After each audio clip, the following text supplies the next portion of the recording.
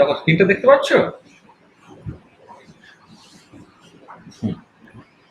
আচ্ছা, দেখো আমরা মলিকুলার স্পেকট্রোস্কোপি এটা করছিলাম। মলিকুলার স্পেকট্রোস্কোপি যে সিলেবাসটা দেখলাম তাতে বিদ্যাসাগর ইউনিভার্সিটির জন্য কিন্তু একটুখানি পার্ট এখনো বাকি আছে, কিন্তু ক্যালকাটা ইউনিভার্সিটি ওই পার্টটা নেয়। ঠিক আছে, ক্যালকাটা ইউনিভার্সিটি পরীক্ষার টাইম দিয়ে দিয়েছে। ওই জন্য আমরা ওই মলিকুলার স্পেকট্রোস্কোপিতে আরো দু তিনটে ক্লাস অ্যাকচুয়ালি নেওয়া উচিত। এখানে এনএমআর ইপিআর এই দুটো বলা হবে। আর বিদ্যাসাগর তো এখন পরীক্ষার ডেট দেয়নি, পরীক্ষা কোনো ডেট দিয়েছে ওরা? ডেট দেয়নি, তার মানে এক্সপেক্টেড যে আরেকটু হয়তো সময় লাগবে। ক্যালকাটায় কত, ক্যালকাটা কবে একটা ডেট দিয়েছে? 5 তারিখ না শুভার্থী? 5 তারিখ ডেট দিয়েছে। এবারে ওদের তো একদম পরীক্ষাটা একদম সামনে। এবারে সেই জন্য আমরা ওই মানে বেসিক্যালি দুটো ইউনিট প্রায় শেষ হয়ে গেছে। আর কেমিক্যাল কাইনেটিক্সের সেকেন্ড ইউনিটে যতটুকু বাকি আছে ততটুকু তো তোমরা আগে অলরেডি পড়েছো, আগে অলরেডি পড়েই দিয়েছিল। Pollution theory, transition state theory, আর প্রাইমারি কাইনেটিক, সল্ট এফেক্ট, এই তিনটে পার্ট ওটা করে নিতে পারবো। আর এই দিকে সারফেস কেমিস্ট্রির যে পার্টটা আছে, এই সারফেস কেমিস্ট্রি পার্টটা আমাদের খুব তাড়াতাড়ি করে আমি মানে সময় লাগতে পারে বলে ভিডিওগুলো আগে দিয়ে দিয়েছিলাম, সেটা নিশ্চয়ই একবার সব দেখেছো। তো সেই পার্টটা আমরা খুব কুইকলি কিছুটা পার্ট অ্যাকচুয়ালি কভার করে দিই, সবটাই কভার করে দিতে পারবো আর কি ভীষণ তাড়াতাড়ি করে আর কি। সেই পার্টটা একটুখানি আলোচনা করা যায়। সুয়ার থেকে কোথায়, বম্বেতে ভর্তি হচ্ছিস? কোথায় ভর্তি হচ্ছিস? বম্বেতে। হুম হুম, ওটাই। আচ্ছা, বুঝতে পারছি। আরো কারা কারা সব বম্বেতে ভর্তি হয়েছে? বেলুড় রয়েছে এটা, দেখলাম ওখানে বম্বেতে ভর্তি হয়েছে বললো। বম্বেতে 2 বছর আগে একটি ছেলে গিয়েছিল, মানে অনেকেই যায়, আকাশ বলে, আকাশ গুপ্তা। ও পরশুদিন ফোন করেছে, ও তো কর্নেলে পিএইচডি পেয়েছে, কর্নেলে পিএইচডি।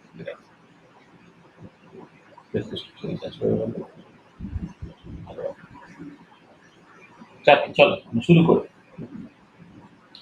দেখো, তাহলে এই যে সারফেস কেমিস্ট্রি এরকম একটা হেডিং দিয়ে আমি কয়েকটা ক্লাস অ্যাকচুয়ালি বলবো, যেখানে মূলত প্রথমে যেটা আলোচনা করা হবে সেটা অ্যাবজর্পশন পার্টটা প্রথমে আলোচনা করি। এই অ্যাবজর্পশন পার্টটা একটুখানি আলোচনা করে নেওয়ার পরে তারপরে সারফেস টেনশনের অল্প একটুখানি পার্ট আছে, যে পার্টটা খুব সহজ, সেই পার্টটা দেখতে হবে। কলয়েডের একটুখানি পার্ট আছে যেটা আরোই সহজ, এবং সেখানে ম্যাক্সিমামটাই সিলেবাসের মধ্যে নেই, এটা খুব কুইকলি একটুখানি করে দিতে হবে। আর ফাইনালি হচ্ছে electrical properties of molecules. Electrical properties of molecules কিন্তু আমি আগের সেমিস্টারে অলরেডি পড়িয়েছিলাম। ঠিক আছে, এবারে ওই যাদের অ্যাকচুয়ালি যারা যে পরীক্ষাটা দেবে তারা একটুখানি সিলেবাসটা দেখে আমার একটুখানি বলে দেবে যে তোমার এক্স্যাক্টলি কি পার্টটা বাকি আছে। অ্যাডজর্পশন আমি সেভার টাইমস করেছি, কিন্তু এই সেমিস্টারে ডেডিকেটেডলি অ্যাডজর্পশন পার্টটা আরেকবার একটু করে নেওয়া দরকার। এটা হয়তো এইচএস টেইচএস থেকে একটুখানি আলাদা, কিন্তু সারফেস টেনশন রিলেটেড যে পার্টটা আছে এবং কলয়েডের যে পার্টটা, ঠিক একদমই হায়ার সেকেন্ডারি যেটা ছিল সেটাই। হ্যাঁ, মানে একদমই বেশি কিছু নেই, খুব সহজ জিনিসগুলো আছে। এটা শুধু এর ক্ষেত্রে, কলয়েডের ক্ষেত্রে হচ্ছে ওই ডাবল লেয়ার পোটেনশিয়াল বা ইলেকট্রোকাইনেটিক ফেনোমেনা হিসেবে হচ্ছে ওটাকে দেখা, স্টেবিলিটি অফ কলয়েডটাকে যেটা পোটেনশিয়াল দিয়ে দেখা, সেটা একটুখানি বলে দেওয়ার দরকার পড়ে। আদারওয়াইজ বাকি জিনিসটা জানা আছে। কলয়েডের জেনারেল প্রপার্টিজ, লায়োফিলিক কলয়েড, লায়োফোবিক কলয়েড, হ্যাঁ, তারপর ডিপেন্ডিং অন মিডিয়া, কলয়েডের যে ক্লাসিফিকেশন, এইসব জিনিসগুলো, মানে তোমার প্রোটেক্টিভ অ্যাকশন আর লায়োফিলিক কলয়েড, সেখান থেকে গোল নাম্বার, এগুলো অলরেডি সব তোমাদের জানা আছে আর কি। ওটা দেখবে যা সিলেবাসটা কিন্তু দেখো, দেখবে সবই তোমাদের জানা। ওই জন্য মানে খুব যে বিশাল ঝামেলা হবে কিছু না। আর জ্যাম ট্যাম যারা করেছে, জ্যামের জন্য তো আলাদা করে করিয়েছে। আর ইলেকট্রিক্যাল প্রপার্টিজের মলিকুলসের পার্টটা আছে যেখানে তোমার বেসিক্যালি পোলারাইজেবিলিটি, হ্যাঁ, তারপরে ক্ল্যাপেরান ইকুয়েশন, সরি, ইয়ে ক্লসিয়াস মসুটি ইকুয়েশন, ডিবাই ইকুয়েশন, এই যে একটুখানি পার্ট আছে আর কি। সেই পার্টটাও আমরা আগে করেছিলাম। যদি মনে হয় যে তোমাদের অসুবিধা আছে বলবে, তখন আমরা করে দেবো। কিন্তু ওই পার্টটা আবার এদের নেই, ওটা ক্যালকাটায় আছে, কিন্তু আদার নাম ক্যালকাটা, সেগুলো অলরেডি হয়ে গেছে ইলেকট্রিক্যাল প্রপার্টিজের মলিকুল সেই পার্ট। যাক গে, আমি মানে পার্টিকুলারলি ক্যালকাটার এখন যেহেতু মানে এমনি এমএসসি ছেলেদের তো সামনে পরীক্ষা, তাদের তো আমি সিলেবাসটা দেখেছি, তাতে যে পার্টটা আছে সেটা আমাকে তো কভার করে দেবেই, সারফেস কেমিস্ট্রি পার্টটা সেটা তো হয়েই যাবে। ক্যালকাটা সিলেবাস যেটা আছে সেটা আমি এটা মানে যেটা পড়াচ্ছি, পড়ানোর পরে তোমরা আমাকে জাস্ট ক্লিয়ারলি বলে দেবে যে এক্স্যাক্টলি কোনটা কোনটা পড়িয়ে দিতে হবে। মানে সবই কিন্তু অ্যাকচুয়ালি পড়ানো হয়েছে। হ্যাঁ, এই পার্টটা আমি মোটামুটি ৩-৪টে ক্লাস নেবো। সেই ৩-৪টে ক্লাস একটু দেখে নেবো। আর এটা দেখো আমি পরপর মানে আমার ইচ্ছা আছে হচ্ছে যে আজকে একটা ক্লাস, কালকে একটা ক্লাস, পরপর ওই একটা পিপিটি বানানো আছে। পিপিটি থেকে আমি ১ ঘন্টা করে কয়েকটা ক্লাস আমি নিয়ে নেব। হ্যাঁ? মানে মানে ধরো ৭ দিনে ৭টা ক্লাস নিয়ে নিলেই কিন্তু অ্যাকচুয়ালি তোমার সিলেবাসটা দেখবে শেষ হয়ে যাচ্ছে। হ্যাঁ? লিখে করলে যে কাজটা তোমার ২ ঘন্টার মতো সময় লাগবে। আর এই ধরনের জায়গাগুলোতে সারফেস টেনশন বলো, তোমার অ্যাডসর্পশন বলো বা কলয়েড বলো বা ইলেকট্রিক্যাল প্রপার্টিজ এর মলিকিউল বলো, এই ৪টে জায়গাতেই না তুমি দেখবে পুরোটাই ডেসক্রিপশন। মানে ম্যাথামেটিক্যাল ডেরিভেশন এইগুলো সারফেস টেনশনে খুব অল্প একটু আছে, বাকি কোথাও কিন্তু ম্যাথামেটিক্যাল ডেরিভেশন নেই। বা এ থেকে তা আছে ল্যাঙ্গুয়েজ অ্যাডজশন আছে, তারপর কোনো সিলেবাস আছে, তার যে ম্যাথামেটিক্যাল ডেরিভেশনটা একদমই জাস্ট পাতি ম্যাথামেটিক্যাল ডেরিভেশন। তো সবটাই দেখবে তোমার কিছুটা ওই মানে ইনফরমেটিভ টাইপের। তাতে দেখেছি ওই জন্য এই পার্টিকুলার পার্টটা আমি করি কি ওই যে পিপিটি বানানো আছে সেইটা দিয়ে যদি বলে দেওয়া যায় সেটা কিন্তু খুব কুইকলি বলে দেওয়া সম্ভব হয় আর কি। আমরা সেটাই করবো। আর একটু এমএসসি লেভেলে বিইটি অ্যাবজর্পশন আইসোথার্মের ডেরিভেশনটা আছে। হ্যাঁ, গিবস অ্যাবজর্পশন আইসোথার্ম, গিবস অ্যাবজর্পশনটা আমার সবার জন্যই আছে যদিও। গিবস অ্যাবজর্পশন আইসোথার্ম সেটার কিছুটা ডেরিভেশন আছে। আর বিইটি অ্যাবজর্পশন আইসোথার্ম বেশ একটা লম্বা ডেরিভেশন আছে। সেগুলো এই মানে পিপিটিতেই বলবো, কিন্তু খুব স্লোলি ধীরে বলবো, দেখবে তোমাদের খুব অসুবিধা হবে না। তাহলে আমরা শুরু করি। ঠিক আছে? তাহলে স্টার্টিংটা করা যাক এইরকম ভাবে যে সারফেস কেমিস্ট্রি এই যে পার্টটা, এইটা অ্যাজ এ হোল একটা ইন্ট্রোডাকশন দিয়ে নেট বা গেট এই ধরনের কম্পিটিটিভ এক্সামে সারফেস কেমিস্ট্রির নাম দিয়েই থাকে। সেখানে আলাদা অনেক সময় আলাদা অ্যাবজর্পশন বলে থাকে না। হ্যাঁ, তোমার সিলেবাসে জ্যামের সিলেবাসে অ্যাবজর্পশন হিসেবে আছে, কিন্তু এমএসসি বা এমএসসির পরে যে সমস্ত এন্ট্রান্স এক্সামিনেশন আছে সেখানে surface chemistry as a whole নাম দিয়ে থাকে। সেখানে কিছুটা সারফেস টেনশন থাকে, কিছুটা অ্যাবজর্পশন থাকে, কিছুটা কলয়েড থাকে। এইটাকে কম্বাইনলি সারফেস কেমিস্ট্রি বলা হচ্ছে। আমি সেইটা জাস্ট লেকচার 1 নিয়ে কথাবার্তা বলছি। The surface science is the study of physical and chemical phenomena that occur at the interface of two phases. মানে ধরো তুমি যদি সারফেস টেনশন রিলেটেড কথাবার্তা বলো, সেখানে তুমি দেখো কি যে একটা লিকুইড আছে আর একটা ভেপার আছে, তার ইন্টারফেসে তোমার এই সারফেস টেনশন এই ফেনোমেননটা করছে। অ্যাবজর্পশন এই ফেনোমেননটা যদি তুমি দেখো, ধরো একটা ইলেকট্রোড করে একটা ইলেকট্রোলাইটিক সলিউশনে ডোবানো হলো, তাহলে ইলেকট্রোড একটা সলিড আর লিকুইড তার ইন্টারফেসে করছে। বা একটা কলয়েডাল পার্টিকেলস সে একটা ডিসপারশন মিডিয়ামের মধ্যে আছে, সেখানে তোমার এই যে কলয়েড পার্টিকেলটা সলিড, যেটাকে ডিসপার্স ফেজ বলা হচ্ছে, আর যে লিকুইডটা ডিসপার্সিভ মিডিয়াম তাদের ইন্টারফেসে এই ফেনোমেননগুলো করছে। তারপরে তুমি পরে আরো যখন দেখবে, ধরো গিবস অ্যাডজর্পশন আইসোথার্ম নিয়ে যখন আমি কথাবার্তা বলবো, সেখানেও তোমার বেসিক্যালি সলিড লিকুইড একটা ইন্টারফেসের গল্প আছে। তাহলে যে সলিড লিকুইড লিকুইড ভেপার এই ইন্টারফেসে যে সমস্ত ফেনোমেননগুলো করছে সেইগুলোকে অ্যাজ এ হোল নাম দেওয়া হচ্ছে সারফেস সায়েন্স। এটাই বলা হচ্ছে surface science is the study of physical and chemical phenomena that occur at the interface of two phases. And the interface is the boundary between two phases where the properties or behavior of material differ from those of the adjoining phases. তাহলে interface দেখবে যে solid liquid যে সারফেসটা, এই সারফেসের প্রপার্টিটা bulk যে বা sorry liquid vapour যে surface ইন্টারফেসটা, তার যে প্রপার্টিটা দেখবে মানে সারফেসের যে প্রপার্টিটা সেটা হচ্ছে বাল্ক যে লিকুইড আছে আর বাল্ক যে ভেপার আছে তার থেকে কিন্তু একটু আলাদা। মানে একটা বেসিক্যালি লিনিয়ার মানে একটা কম্বিনেশন আর কি, মানে একটা অ্যাভারেজ প্রপার্টি সে বেসিক্যালি শো করে। মানে বাল্ক লিকুইডের যে প্রপার্টি শো করে আর বাল্ক ভেপারটা যে প্রপার্টি শো করে, লিকুইড ভেপার ইন্টারফেসটা বা সারফেসটা বেসিক্যালি তার কাছাকাছি একটা মানে মানে এক্সাক্ট সেই প্রপার্টিগুলো হোল্ড করবে, তাদের একটা কম্বিনেশন টাইপের প্রপার্টি অ্যাকচুয়ালি সে হোল্ড করে। ঠিক আছে?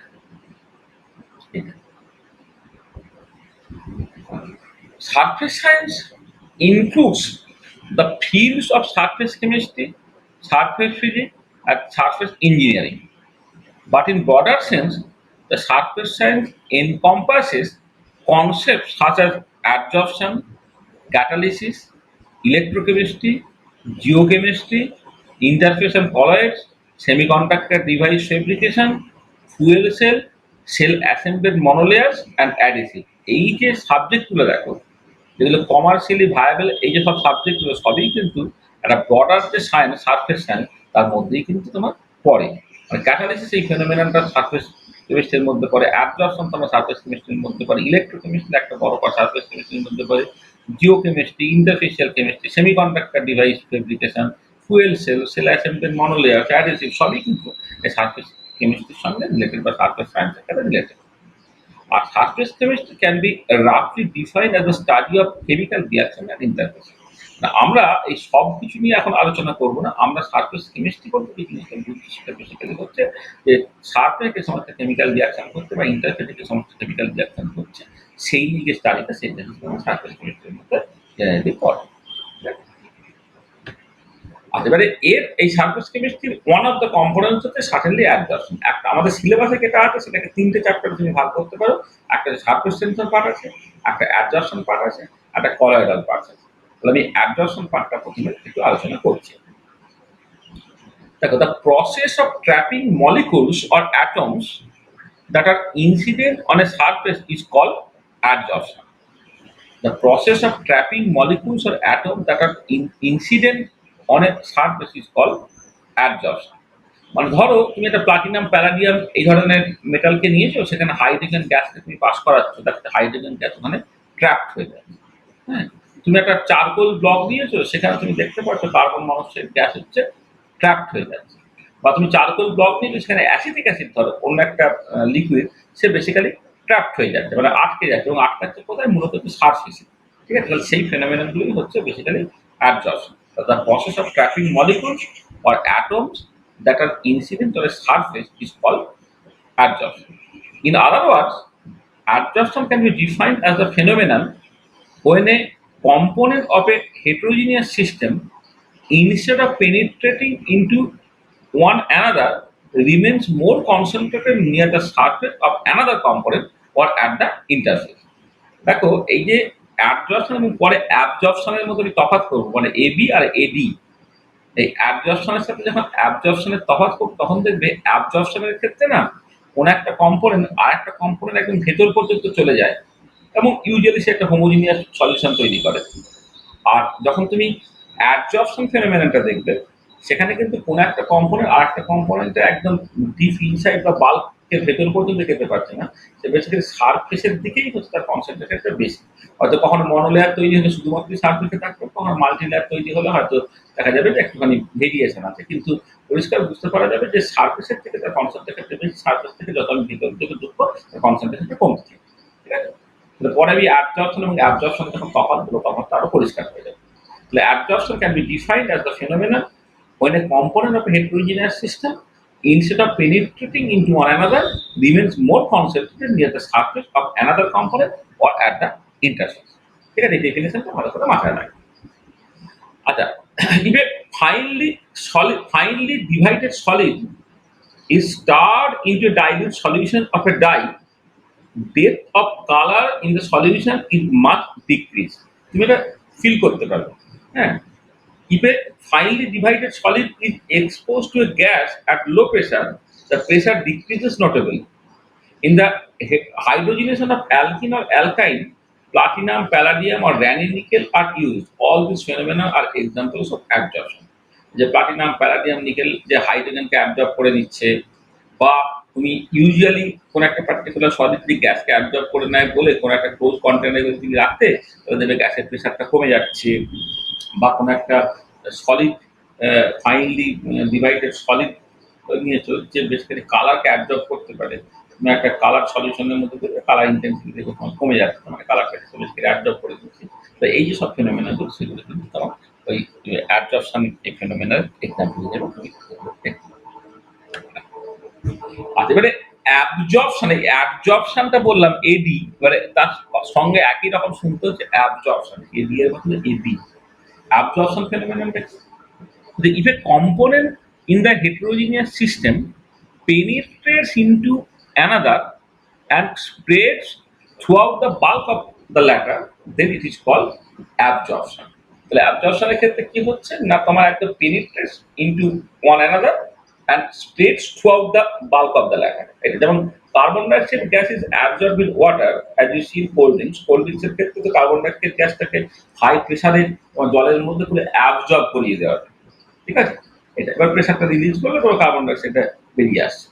তাহলে এটা কিন্তু অ্যাবজর্পশন ফেনোমেনা, যেখানে একদম বাল্ব পর্যন্ত তোমার কোনো একটা কম্পোনেন্ট আর একটা কম্পোনেন্টের মধ্যে তোমার ঢুকে যাচ্ছে। ঠিক আছে? আর এবারে অ্যাবজর্পশন এবং অ্যাবজর্পশন এই দুটোকে না সবসময় খুব ডিস্টিংক্টলি ডিফারেন্সিয়েট করতে পারা যায় না। মানে অ্যাবজর্পশন মানে শুধু সারফেসে থাকবে, আর অ্যাবজর্পশন মানে পুরো বাল্বকে ওটা হোমোজিনিয়াস হয়ে যাবে, সেটা হয় না।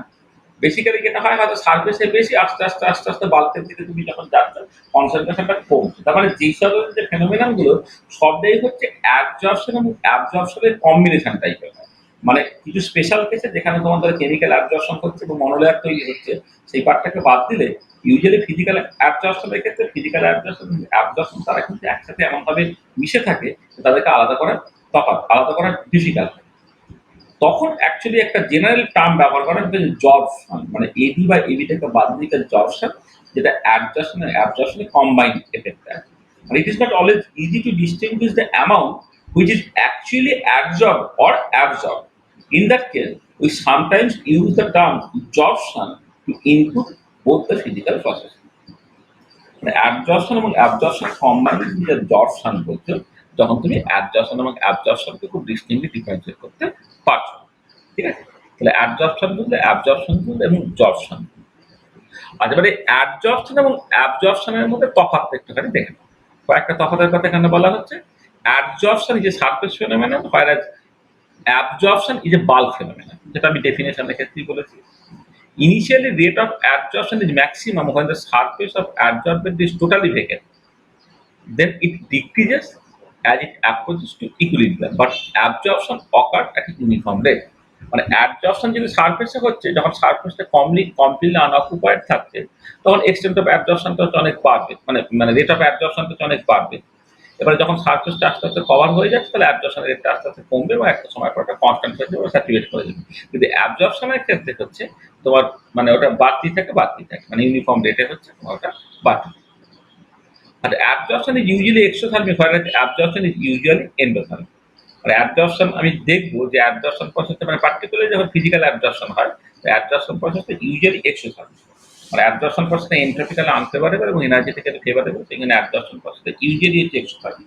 এক্সেপশন আছে, মানে ডিসোসিয়েটিভ অ্যাবজর্পশন বা ফাইডিকোনাম প্যারাডিয়াম সারফেস, সেখানে দেখবো তোমার এক্সেপশন তুমি দেখতে পাবে, মানে যেটা এক্সোথার্মিকের বদলে এন্ডোথার্মিক হয়ে যাবে। কিন্তু অ্যাবজর্পশন প্রসেসটা সেটা কিন্তু ইউজুয়ালি হচ্ছে এন্ডোথার্মিক। আর absorption is highly temperature sensitive.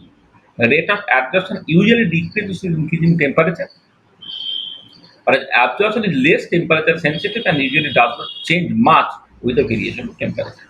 আমি পার্টিকুলার যখন কেমিক্যাল অ্যাবজর্পশন দেখবো, তখন দেখবো যে রেট অফ অ্যাবজর্পশনটা, সরি ফিজিক্যাল অ্যাবজর্পশন যখন দেখবো, তখন আমি ইউজুয়ালি দেখবো যে রেট অফ অ্যাবজর্পশনটা যদি না এন্ট্রপিক্যাল আনফেভারেবল প্রসেস, টেম্পারেচার যত কমাবে অ্যাবজর্পশন তত বেশি হবে, টেম্পারেচার বাড়ালে অসুবিধা। কিন্তু পরে কেমিক্যাল অ্যাবজর্পশনের ক্ষেত্রে দেখবে টেম্পারেচার একটা অপটিমাল টেম্পারেচার লাগে আর কি। কিন্তু অ্যাবজর্পশন প্রসেসের ক্ষেত্রে খুব বেশি টেম্পারেচার ডিপেন্ডেন্স বা টেম্পারেচার ডিপেন্ডেন্স অতটা মানে প্রমিনেন্ট নয়। আচ্ছা, এবারে অ্যাবজর্পশন এবং অ্যাবজর্পশনের তফাৎটা হয়ে গেল। এবারে আমরা অ্যাবজর্পশনে পুরো কনসেন্ট্রেট করব। আচ্ছা, অ্যাবজর্পশন মূলত দু রকমের হয়। একটাকে বলা হয় ফিজিক্যাল অ্যাবজর্পশন বা ফিজিজর্পশন, আর একটা বলা হচ্ছে কেমিজর্পশন বা chemical absorption. Absorption of gases on solid surface, আমি এইটাই এখন আলোচনা করি। মানে পরে আমার absorption of solid on liquid surface, সেটা আমি পরে আলোচনা করবো গিবস অ্যাবজর্পশন আইসোথেরমাল কনটেক্সটে। মানে ফ্রেন্ডলিক, ল্যাংমুর এবং বিট, এই তিনটে অ্যাবজর্পশন আইসোথেরম সবটাই কিন্তু গ্যাসের অ্যাবজর্পশন অন সলিড সারফেস। পরবর্তীকালে যখন গিবস অ্যাবজর্পশন আইসোথেরম করা হবে, সেটা হচ্ছে সলিডের অ্যাবজর্পশন আর লিকুইড সারফেস, সেটাকে আলাদা করে ভাবছি। এখন যা কিছু আলোচনা করছি সবটাই হচ্ছে গ্যাসের অ্যাবজর্পশন অন সলিড সারফেস, এটাকে মাথায় রাখছি। The absorption of gases on the solid surface can be broadly classified into two types: physical absorption and or physisorption, and chemical absorption or chemicalsorption. And the physisorption জিনিসটা কি? When the force of attraction between the adsorbate and adsorbent are of physical nature, that is van der Waals in nature, then the absorption is relatively weak and called the physical absorption or physisorption or van der Waals absorption. মানে basically ওই যে মানে যে solid সারফেসটা আছে আর যে গ্যাসটা actually absorb হচ্ছে, তাদের মধ্যে কোনো কেমিক্যাল বন্ড তৈরি হচ্ছে।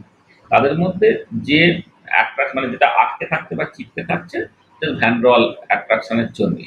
ভ্যান ডর ওয়াল অ্যাট্রাকশন আমরা ইন্টারমলিকুলার অ্যাট্রাকশনের মধ্যে অলরেডি পড়েছি বা জানি আর কি। তাহলে এই ভ্যান রয়েল অ্যাট্রাকশন বা ফিজিক্যাল অ্যাট্রাকশনের জন্য বেসিক্যালি একটা তোমার এই মানে অ্যাবজর্বেট মানে যে অ্যাবজর্ব হচ্ছে তাকে বলে অ্যাবজর্বেট, আর যার উপরে অ্যাবজর্ব হচ্ছে তাকে বলে অ্যাবজর্বেন্ট। এটা কোথাও একটা লেখা আছে পরে, এখানে দেখো এটা পরে কোথাও লেখা আছে। মানে যার উপরে অ্যাবজর্ব হয় সেটা হচ্ছে অ্যাবজর্বেন্ট, আর যে অ্যাবজর্ব হয় সেটা হচ্ছে অ্যাবজর্বেট। তাহলে তোমার ফিজিক্যাল অ্যাবজর্পশনের ক্ষেত্রে হচ্ছে অ্যাবজর্বেট এবং অ্যাবজর্বেন্টের মধ্যে কোনো কেমিক্যাল বন্ড তৈরি হচ্ছে না, বা তাদের মধ্যে ফিজিক্যাল ফোর্স অফ অ্যাট্রাকশন থাকছে, এবং this is the van Royals force of attraction. এবং সেই জন্য এই অ্যাবজর্পশন প্রসেসটা লিটল উইক হবে এটা। আর এর এক্সাম্পল হচ্ছে নাইট্রোজেন গ্যাসের absorption on mica at low temperature, সেটা ফিজিক্যাল অ্যাবজর্পশনের এক্সাম্পলের মধ্যে হবে। আর কেমিজর্পশনের ক্ষেত্রে যেটা হচ্ছে অ্যাবজর্বেন্ট মলিকিউলের সঙ্গে অ্যাবজর্বেন্ট যে সারফেস তাদের একটা কেমিক্যাল বন্ড তৈরি। When the adsorbed molecules are held to the surface by covalent forces or covalent bonds of the same general type as those occurring between bound atoms in molecule, মানে মলিকুলের ক্ষেত্রে hydrogen oxygen যেভাবে bond করছে, বা nitrogen hydrogen bond করে ammonia তৈরি করছে, যেমন এখানে কেমিক্যাল বন্ড তৈরি হয়। এখানেও বেসিক্যালি এই যে সলিড সারফেসের যে মলিকুলগুলো আছে আর যে গ্যাসটা অ্যাবজর্ব হচ্ছে তাদের মধ্যে একটা কেমিক্যাল বন্ড তৈরি হয়ে যায়। তাহলে when the adsorbed molecule are held to the surface by covalent forces of the same general type as those occurring between bound atoms in molecule, then it is called chemical absorption or chemisorption. এবং তার example হচ্ছে হাইড্রোজেনের absorption আর nickel surface. এরকম অনেক আরো example তুমি পাবে। হাইড্রোজেনের অ্যাবজর্পশন আর নিকেল সারফেস একটা এক্সাম্পল অফ কেমিক্যাল। আচ্ছা, এবারে এই ফিজিক অপশন এবং কেমিক অপশন তাদের মধ্যে অনেকগুলো তফাৎ আছে, ৭-৮টা তফাৎ আছে। এই ৭-৮টা তফাৎ একটু ভালো করে বুঝে নিতে হবে। এই জায়গাটা খুব ইম্পর্টেন্ট। মানে ফিজিক্যাল অ্যাবজর্পশন এবং কেমিক্যাল অ্যাবজর্পশন তাদের ডিফারেন্স গুলো এটা ২ নম্বরের প্রশ্ন হিসেবে ভীষণ রেগুলারলি পড়ে।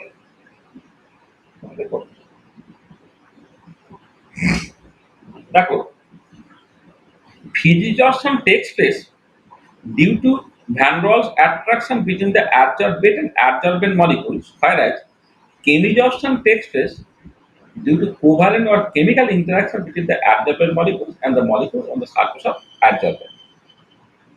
এটা প্রথম, সেটা ডেফিনেশনের ক্ষেত্রে পরিষ্কার ছিল। আর in physisorption multilayer may be form, but in chemisorption only one layer can be form. এই যে প্রথম যে পার্টটা থাকে একটা লেয়ার তৈরি হচ্ছে কেমিজর্পশন, আর পরেরটা হচ্ছে একাধিক লেয়ার তৈরি হচ্ছে, মানে বেসিক্যালি ফিজিক্যাল অ্যাবজর্পশন। আসলে কি হয়, যেটা হচ্ছে যে কেমিক্যাল অ্যাবজর্পশনের ক্ষেত্রে কেন শুধুমাত্র মনোলেয়ারই তৈরি হবে, কারণ যে এই যে অ্যাবজর্ব বেন্ড যে সারফেসটা আছে তার মলিকুলের সঙ্গে অ্যাবজর্বের যে গ্যাস মলিকুল তাদের সাথে কেমিক্যাল বন্ড বা কোভালেন্ট বন্ড তৈরি হতে হবে। কেবল কোভালেন্ট বা কেমিক্যাল বন্ডটা তৈরি হতে গেলে যে অরবিটে ওভারল্যাপ করতে হয় সেটা একটা সার্টেন ডিস্টেন্সের কম হলেই শুধুমাত্র করতে পারে, সার্টেন ডিস্টেন্সের বেশি হলে কিন্তু সে কোনোভাবেই করতে পারে না। সেই জন্য যে মলিকুলগুলো সলিড সারফেসের সঙ্গে স্যার ডিরেক্টলি অ্যাটাচ বা ডিরেক্টলি অ্যাডজাসেন্ট আর কি, তাদের মধ্যে কেমিক্যাল বন্ড তৈরি হতে পারে এবং মনোলেয়ার তৈরি হতে পারে। এবারে এর উপরে যদি আরেকটা মলিকুল আসে তার সঙ্গে কিন্তু সলিড সারফেসের ডিরেক্ট কোনো বন্ড তৈরি হওয়া সম্ভব নয়, কারণ মাঝে এই লেয়ারটা রয়ে গেছে। সেজন্য কেমিক্যাল অ্যাবজর্পশনের ক্ষেত্রে একটাই লেয়ার তৈরি থাকে, ফিজিক্যাল অ্যাবজর্পশনের ক্ষেত্রে মাল্টি লেয়ার তৈরি থাকে। এটা আরেকটা ভীষণ ইম্পর্টেন্ট ডিফারেন্স। আর এবারে ফিজিক অপশনের ক্ষেত্রে যেহেতু ওটা van royal force of attraction যেটা খুব উইক বলে, তোমার এখানে এনথালপি অফ অ্যাবজর্পশন খুব কম হবে। মানে কেমিক অপশনের ক্ষেত্রে যেহেতু তোমার কোভালেন্ট বন্ড বা কেমিক্যাল বন্ড তৈরি হয়েছে তার জন্য এনথালপির চেঞ্জটা অনেক বেশি হবে। In physical option, heat evolve is usually small, less than 20 kilojoule per mole. In chemical option, heat evolve is quite high and comparable to the evolve in chemical bonding. Normal chemical bonding যেটা হয় সেটা 300 থেকে 500 kilojoule per mole. Right? The physical absorption requires no activation energy and therefore occurs quite rapidly. Whereas chemical absorption is usually associated with an appreciable activation energy and therefore will be relatively slow process. আমরা দেখবো যে যখন কোনো একটা chemical bond তৈরি হয়, chemical bond তৈরি হলে কিন্তু একটা অ্যাক্টিভেশন বেরিয়ার, ঠিক আছে? তাহলে কেমিক্যাল বন্ডিং এর জন্য তোমার যেটা মানে কেমিজর্পশনের ক্ষেত্রে একটা কেমিক্যাল বন্ড তৈরি হচ্ছে বলে ওখানে একটা অ্যাক্টিভেশন বেরিয়ার থাকবে। অ্যাক্টিভেশন বেরিয়ার থেকে যাওয়ার জন্য প্রসেসটা খুব স্লো হবে, এবং সেই অ্যাক্টিভেশন বেরিয়ার ক্রস করার জন্য ইনিশিয়ালি তোমাকে যেটা টেম্পারেচার বাড়াতে হবে এগুলো করতে হবে। কিন্তু ফিজিকর্পশনের ক্ষেত্রে ওসব ঝামেলাটা আমরা নেই। এক্ষেত্রে ওই মানে বেসিক্যালি জিরো পোটেনশিয়াল বেরিয়ার থাকে আর কি, সেগুলো কোনো অ্যাক্টিভেশন বেরিয়ার থাকে না, সেটা ফিজিক্যাল অ্যাবজর্পশন ফার্স্ট পাবে। আচ্ছা, এবার ফিজিক্যাল অ্যাবজর্পশনটা সেটা বেসিক্যালি লো টেম্পারেচারে ফেভার হয়, আর কেমিজর্পশনটা ইউজুয়ালি হাই টেম্পারেচারে ফেভার হয়। আসলে যেটা হয় আমি পরে দেখবো যে ফিজিক্যাল অ্যাবজর্পশন এর ক্ষেত্রে কি হচ্ছে না, তোমার এই যে অ্যাবজর্বেট এবং অ্যাবজর্বেন্ট মলিকুলের মধ্যে একটা তো মানে বন্ড তৈরি হতে হচ্ছে, একটা উইক বন্ড তৈরি হতে হচ্ছে, যেটা basically van royal type bond, van royal টাইপের ইন্টারাকশন বন্ড, মানে ভ্যান রয়েল টাইপের ইন্টারাকশন তোমার এটা হতে হচ্ছে আর কি। এবং যেহেতু তোমার বুঝতেই পারছো যে অ্যাবজর্ব হওয়ার আগে গ্যাসটা তার মতো করে ঘুরে বেড়াতে পারে, আর যখনই অ্যাবজর্ব হয়ে গেলে গ্যাসটা আটকে গেলে মানে এন্ট্রপিটা কমে যাবে। আর কোনো একটা প্রসেস যদি এন্ট্রপিক্যালি আনফেভারেবল হয়, লো টেম্পারেচারে সেটা বেশি ভালো হয়। যে ডেল্টা জি কত ডেল্টা এই মাইনাস টি ডেল্টা এস, তো সেখান থেকে পরিষ্কার দেখতে পাবে যদি কোনো একটা প্রসেস এন্ট্রপিক্যালি আনফেভারেবল হয় তাহলে সবসময় সেটা লো টেম্পারেচারে বেটার হয়। কিন্তু ফিজিক্যাল অ্যাবজর্পশনটা লো টেম্পারেচারে বেশি হয়, আর কেমিক্যাল অ্যাবজর্পশনটা কিন্তু হাই টেম্পারেচার তোমার লাগছে, তার কারণ হচ্ছে এই অ্যাক্টিভেশন বেরিয়ে একটা কষ্ট থাকে। আর ফিজিজপশন হ্যাড লেস স্পেসিফিসিটি দ্যান কেমিজপশন, মানে ফিজিজপশনের ক্ষেত্রে মোটামুটি অনেক মলিকুলই অনেক সলিড সারফেসে অ্যাবজর্ব করতে পারে, কিন্তু কেমিজপশনের ক্ষেত্রে যদি কেমিক্যাল বন্ডটা তৈরি হতে হচ্ছে প্রপার ম্যাচিং এর দরকার আছে, যে প্রপার ম্যাচিং এর জন্য হয়তো খুব মানে স্পেসিফিক কোন একটা সলিড হয়তো স্পেসিফিক কোন একটা মলিকুলকে বা গ্যাসকে অ্যাবজর্ব করতে পারে। আর the physical is reversible whereas chemical is usually irreversible in nature. ফিজিক্যালটা রিভার্সেবল, মানে তোমার যে অ্যাবজর্ব হলো মানে টেম্পারেচার কমাচ্ছ তুমি হাই প্রেসারে রেখে যে অ্যাবজর্ব হলো, আবার প্রেসার কমিয়ে দিচ্ছ টেম্পারেচার বাড়িয়ে দিচ্ছ আবার সে ডিজলভ হয়ে যেতে পারে। হ্যাঁ, মানে একটা পার্টিকুলার গ্যাস একটা সলিড সারফেসে অ্যাবজর্ব যেমন হতে পারে, যে যে মানে ফিজিক্যাল প্রপার্টি গুলো হোল্ড করলে ধর টেম্পারেচার কমাতে হবে, প্রেসারটা বাড়াতে হবে, তাহলে সে অ্যাবজর্ব হবে। আবার প্রেসার কমিয়ে না টেম্পারেচার বাড়িতে সে আবার ডিজলভ হয়ে যেতে পারে, কিন্তু কেমিক্যাল অ্যাবজর্পশনের ক্ষেত্রে সেই রিভার্সিবিলিটিটা সবসময় থাকে না, ইউজুয়ালি ইতিবাচক। The average distance between the adsorbate molecule and the surface of adsorbate is much shorter in case of chemical adsorption that than that in case of physical adsorption. তো সার্টেন ব্যাপার যে chemical অ্যাবজর্পশনের ক্ষেত্রে chemical bond তৈরি হচ্ছে মানে অ্যাবজর্বেট এবং absorbent মলিকুলের মধ্যে ডিসটেন্সটাকে certain প্রক্সিমিটিতে থাকতে হচ্ছে, ডিসটেন্সটা খুব কম হতে হবে। আর ফিজিক্যাল অ্যাট্রাকশনটা একটু দূর থেকে ফিজিক্যাল মানে মানে ভ্যান্ডাল ফোর্স অফ অ্যাট্রাকশন কিন্তু 1/r² এর সঙ্গে যাচ্ছে, এটা সার্টেন ডিসটেন্স থেকেও ফিজিক্যালি সেই কাজটাকে করতে পারে। সেই জন্য ফিজিক্যাল অ্যাট্রাকশনের ক্ষেত্রে অ্যাবজর্বেট এবং অ্যাবজর্বেন্ট সারফেস এবং অ্যাবজর্বেন্ট মলিকুল তাদের মধ্যে ডিসটেন্সটা হচ্ছে তোমার বেশ বেশি, আর কেমি অ্যাবজর্পশনের ক্ষেত্রে ডিসটেন্স কম। তো দেখো এই হচ্ছে তোমার ৮টা এখানে পয়েন্ট বলা হয়েছে যেখানে ফিজিক্যাল অ্যাডজাস্টমেন্ট এবং কেমিক্যাল অ্যাডজাস্টমেন্ট তফাৎটা পরিষ্কার করে দেওয়া হয়েছে। দেখো যতটুকু বললাম তাতে কারো কোনো অসুবিধা আছে?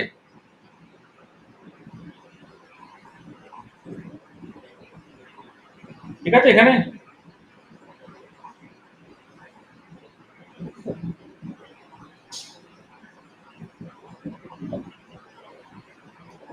তো দেখো মানে যেটা হচ্ছে যে এই তাহলে এই যতটুকু বললাম সেই জায়গাটায় অ্যাবজর্পশন জিনিসটা কি, অ্যাবজর্পশন জিনিসটা কি, জর্পশনটা কি, অ্যাবজর্পশনের মধ্যে তফাৎটা কি, ফিজিক্যাল অ্যাবজর্পশনের ক্লাসিফিকেশন, ফিজিক্যাল অ্যাবজর্পশন কেমিক্যাল অ্যাবজর্পশনের ডেফিনেশন, আর ফিজিক্যাল এবং কেমিক্যাল অ্যাবজর্পশনের যে ডিফারেন্সেস আর কি, ঠিক আছে।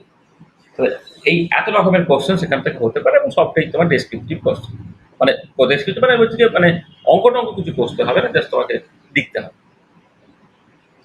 আর এবারে একটা ইম্পর্টেন্ট পয়েন্ট, এক ইম্পর্টেন্ট ২ নম্বরের কোশ্চেন মাঝে মাঝে পড়ে, সেটা হচ্ছে যে physisorbed molecule are refer to as a precursor to the chemisorbed molecule, অর্থাৎ কেমিজপশন হওয়ার আগে হচ্ছে ফিজিক্যাল অ্যাবজর্পশনটা হতে হয় আর মানে physical absorption followed by chemical absorption, মানে সরাসরি কেমিক্যাল অ্যাবজর্পশন হবে না। তাহলে যখন কেমিক্যালি অ্যাবজর্ব হতে হবে তার প্রথম স্টেপে হচ্ছে ফিজিক্যালি অ্যাবজর্ব হতে হবে, তারপরে সেখান থেকে তোমার কেমিক্যাল বন্ড বাই তৈরি হতে হবে। মানে এটা কিছুটা ওই সেই পাই কমপ্লেক্স সিগমা কমপ্লেক্সের মতো। প্রথমে হচ্ছে অর্গানিক কেমিস্ট্রি পড়ে না, প্রথমে হচ্ছে কোনো একটা ধরো বেনজিন রিং আছে, সেখানে একটা তোমার কোন একটা মানে ওটা ইলেকট্রন রিচ ইলেকট্রন ডেফিসিয়েন্ট কেউ একজন ওখানে এলো, জাস্ট সিম্পলি বসলো, বসে একটা পাই কমপ্লেক্স তৈরি করবে।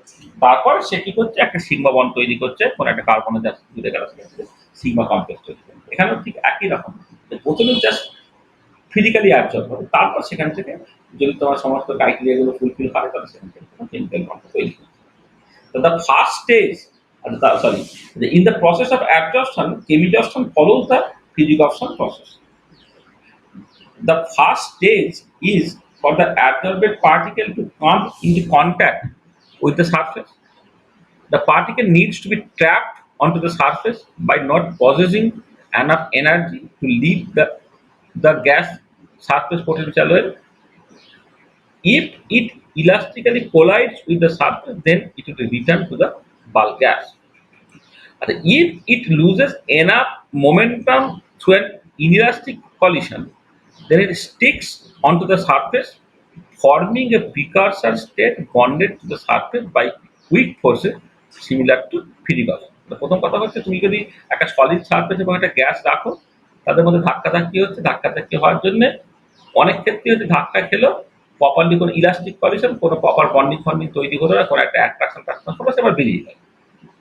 তারপরে যেটা হতে পারে যে প্রথম সিচুয়েশন, তারপরে কিন্তু কলেজটা ইনইলাস্টিক হয়, যাতে করে হচ্ছে ওই গ্যাস যে মলিকুলগুলো বা অ্যাবজর্বেড মলিকুলগুলো সে কিছুটা এনার্জি লুজ করছে, করে সে বেসিক্যালি সলিডের সারফেসে চিটকে যাচ্ছে, সেটা তোমার ফিজিক্যাল অপশন হলো। আর এবার the particle diffuses on the surface until it finds a deep কেমিজশন potential well. therefore we can, এবারে দেখো, এবারে এই যে ফিজিক্যালি অ্যাবজর্ব যে মলিকুলগুলো আছে, সে এবারে তোমার বন্ডটা তৈরি করবে, তৈরি করে একটা তোমার কেমিজশনের জন্য কি একটা ডিপ পোটেনশিয়াল ওয়েল আছে আর কি, তার মধ্যে ঢুকবে। হ্যাঁ, সেটা সবসময় হবে সেরকম নয়। হ্যাঁ, কিন্তু সেটা করতে গেলে তার আগের থেকে কিন্তু ফিজিক্যাল অ্যাবজর্পশনটা হতে হচ্ছে। সেজন্য আমরা বলছি we can say that physics of molecule is refer to as a precursor to the কেমিজ অফ মলিকুল। সেটাই ছবি থেকে পরিষ্কারভাবে দেখো। দেখো, তুমি এই যে প্রথম যে সিচুয়েশনটা, যে তুমি ধরো এই এই এই এই এই এই যে এই পয়েন্টটা হচ্ছে একদম সলিড সারফেসটা আছে, আর আমি এই বরাবর প্লট করছি distance above the substrate surface, মানে অ্যাবজর্বেড সারফেস থেকে অ্যাবজর্বেড মলিকুলের যে দূরত্ব সেটা আমি প্লট করছি। তাহলে প্রথমে ধরো গ্যাস যে মলিকুলটা ছিল বেশ দূরে, যখন সে আসছে আস্তে আস্তে মানে সলিড সারফেসের দিকে, কি হচ্ছে দেখো, একটা সময় পরে তার একটা মানে শ্যালো মিনিমা দিয়ে সে যাচ্ছে, যে শ্যালো মিনিমাটা করসপন্ড করছে ফিজিক্সে। এবং দেখো এই যে অ্যাবজর্বেড সারফেস এটা বা সলিড সারফেস, সেখান থেকে ফিজিক্যাল মলিকুলের ক্ষেত্রে এর বেশ একটা লং ডিস্টেন্স আছে, বেশ দূরে আছে। এবারে ফিজিক্স স্টেটে আসার পরে যেটাকে কেমিজস স্টেটে আসতে হয়, কেমিজসনের ক্ষেত্রে পোটেনশিয়াল ওয়েলটা একটা ডিপ মিনিমাম এই জায়গায় আসতে গেলে কি করছে, তাকে একটা অ্যাক্টিভেশন এরিয়ার কষ্ট। অনেক সময় কি হয় যে যখন ফিজিক্স অপশন হলো, কিছুটা হিট রিলিজ হলো, সেই হিটটাকে নিয়েই সে বেসিক্যালি এই ফিজিক্স থেকে অ্যাক্টিভেশন পিরিয়ড কষ্ট হচ্ছে কেমিজস থেকে চলে যায়, কখনো কখনো তোমার টেম্পারেচার আরো বাড়াতে হতে পারে। ঠিক আছে, তাহলে এবারে যখন কেমিজব হয়ে গেল, দেখো ডিস্টেন্সটা ভীষণ কমে গেল। সেখানে কেমিজব মলিকুল এবং সলিড সারফেসের মধ্যে ডিস্টেন্সটা কম, ফিজিক্স মলিকুল এবং সলিড সারফেসের মধ্যে ডিস্টেন্সটা বেশি। এবার কেমিজব হতে গেলে তোমার প্রথম থেকে হচ্ছে ফিজিক্স হতে গেলে। আচ্ছা, এবং ফিজিক্স এবং কেমিজ অপশন, হ্যাঁ, মানে পার্টিকুলারলি তুমি যদি দেখো যে এই যে ফিজিক্স অপশনের ক্ষেত্রে যেটা হয় সেটা ইউজুয়ালি রিভার্সেবল হয়। তোমার মানে এই ধরো ফিজিক্স মানে হলো, মানে আমি আসলে যেটা বলতে চাইছি যে মানে মূলত যে জায়গাটা আমি বলি যে ফিজিক্স অপশন প্রসেসটা হচ্ছে ইউজুয়ালি রিভার্সেবল, অর্থাৎ যে ফর্মে অ্যাবজর্ব হয়েছে সেই ফর্মই সেক্ষেত্রে বেরিয়ে যেতে পারে, ডিজলভ হতে পারে। কিন্তু কেমিজ অপশনের ক্ষেত্রে যেটা হয়, দু রকমের সিচুয়েশন হতে পারে, যে এক হতে পারে যে মলিকুলটা অ্যাবজর্ব হয়েছে সেই ফর্মই সে বেরিয়ে যেতে পারে, অথবা সে ডিসোসিয়েটেড হতে পারে। যেমন ধরো আমি হাইড্রোজেনের ডিসোসিয়েশন প্যারাডিয়াম সালফেট যখন আমি কনসিডার করি, হাইড্রোজেন কিন্তু অ্যাবজর্ব হওয়ার পর যখন তুমি তাকে ডিজলভ করছো, দেখা যাচ্ছে হাইড্রোজেন মলিকুল ডিসোসিয়েট করে যায়। সেই রেসপেক্টে দু রকমের কেমিজ অপশন হতে পারে, একটা নন ডিসোসিয়েটিভ কেমিজ অপশন আর একটা ডিসোসিয়েটিভ কেমিজ অপশন। তো দেখো তোমার আহ, এই যে এই ফিগার এতে যেটা হচ্ছে যে কেমিজব হলো, এবারে বেরোনোর সময় ঠিক একই পাত ধরে যাবে বেরোচ্ছে। মানে অ্যাবজব যখন হলো, প্রথমে একটি ফিজিকব হলো, অ্যাক্টিভেশন পিরিয়ড ক্রস করে কেমিজব হলো। আবার যখন ডিজপশনটা হচ্ছে, তখন সে আবার এই কেমিজব থেকে শুরু করে তোমার আবার এই মানে অ্যাক্টিভেশন পিরিয়ড ক্রস করে প্রথমে ফিজিকব হয়ে তারপর সে বেরিয়ে যাবে, রিভার্সিবিলিটি মেনটেন করছে। এবং সেক্ষেত্রে এটাকে বলা হয় নন ডিসোসিয়েটিভ কেমিজপশন। আর ডিসোসিয়েটিভ কেমিজ অপশনের ক্ষেত্রে যেটা হচ্ছে যে তখন অ্যাবজর্ব হলো, তো এইরকম ভাবে অ্যাবজর্ব হয়ে গেল। হ্যাঁ, এবারে যখন ডিজলভ হচ্ছে, তখন এই এক্স্যাক্টলি কেমিজব থেকে অ্যাক্টিভেশন পিরিয়ড ক্রস করে ফিজিকব হয়ে তারপরে অ্যাজিটিভিটার করে অ্যাজিটিভিটার বেরিয়ে যাওয়া, এটা না হয়ে যেটা হয় যে ধরো এই জায়গায় আছো তুমি, কেমিজব হয়ে আছে, এবার তুমি যখন অ্যাবজর্ব করেছিলে, অ্যাবজর্পশনটাকে করেছিলে ধরো এখানে, তখন একটা গ্যাস যে মলিকুল ছিল সেটা তোমার নন ডিসোসিয়েটিভ, অ্যাটমিক মলিকুল যেটা সেটা নন ডিসোসিয়েটিভ অবস্থা ছিল, কেমিক্যালি অ্যাবজর্ব হয়ে গেল। পরে যখন তুমি তাকে আবার ডিজলভ করার চেষ্টা করতে দেখা যাচ্ছে যে বন্ডটা তোমার ভেঙে গেল।